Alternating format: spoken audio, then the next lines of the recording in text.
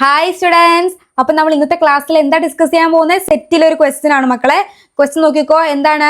Right the solution of the set of equation a equal to x square plus x minus 2 is equal to 0 in roster form. അപ്പൊ എന്താ roster form എന്ന് അറിയാലോ? എന്തൊക്കെ വേണം? Bracket വേണം, comma വേണം.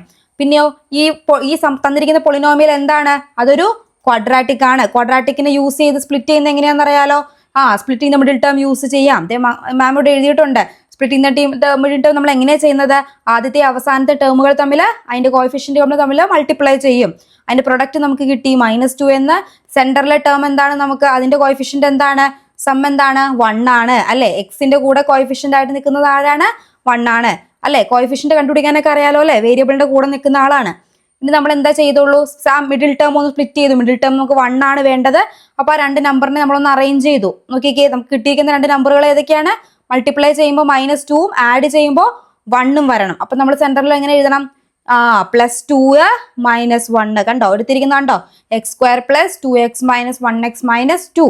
ഇനി മക്കളെ എന്താ ചെയ്യേണ്ടത്? ഇനി നമ്മൾ അതിനെ രണ്ടായിട്ട് സ്പ്ലിറ്റ് ചെയ്യുന്നു. ആദ്യത്തെ രണ്ടെണ്ണത്തിന്റെ ബ്രാക്കറ്റിലാക്കി, അവസാനത്തെ രണ്ടെണ്ണത്തിന്റെ ബ്രാക്കറ്റിലാക്കി.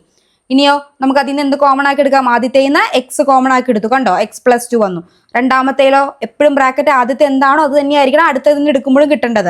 അപ്പൊ ഇവിടെ x+2 കിട്ടിയത് കൊണ്ട് നമ്മൾ അവിടെയും x+2 ആക്കാൻ വേണ്ടി എന്ത് പുറത്തെടുത്തു? കണ്ടോ? -1 വേണം പുറത്തെടുക്കാൻ. എന്നാലല്ലേ മൾട്ടിപ്ലൈ ചെയ്യുമ്പോൾ നമുക്ക് ഉള്ളിലുള്ള സാധനം തന്നെ കിട്ടുള്ളൂ. യെസ്. അപ്പൊ നമുക്ക് ഏതൊക്കെ രണ്ടെണ്ണം കിട്ടി? ബ്രാക്കറ്റുകൾ ഏതൊക്കെ കിട്ടി? ഒന്ന് x+2 കിട്ടി, ഒന്ന് x-1 കിട്ടി. ആൻസർ കിട്ടിയില്ലേ? നോക്കിക്കോ. അപ്പൊ x+2 = 0 കൊടുത്താൽ x-2 ആയി. x-1 = 0 കൊടുത്താൽ x1 ആയി. കണ്ടോ മക്കളെ? ഇനി നമുക്ക് ഒന്നും ചെയ്യാനില്ല. കണ്ടോ? നമ്മുടെ ആൻസറിലേക്ക് എത്തി. കണ്ടോ? നമ്മുടെ സൊല്യൂഷൻ എന്തായി? റോസ്റ്റർ ഫോമില് കണ്ടോ? ബ്രാക്കറ്റ് എഴുതി, നമ്മുടെ നമ്പറുകളെ കോമ ഇട്ട് എഴുതി, 1ഉം -2. Okay, thank you. ഓക്കെ മക്കളെ, അപ്പൊ എന്റെ വീഡിയോ ഒന്ന് ലൈക്ക് ചെയ്യുക, ചാനൽ സബ്സ്ക്രൈബ് ചെയ്യുക. അപ്പൊ അടുത്ത വീഡിയോ ആയിട്ട് നമുക്ക് നാളെ കാണാം. Bye bye.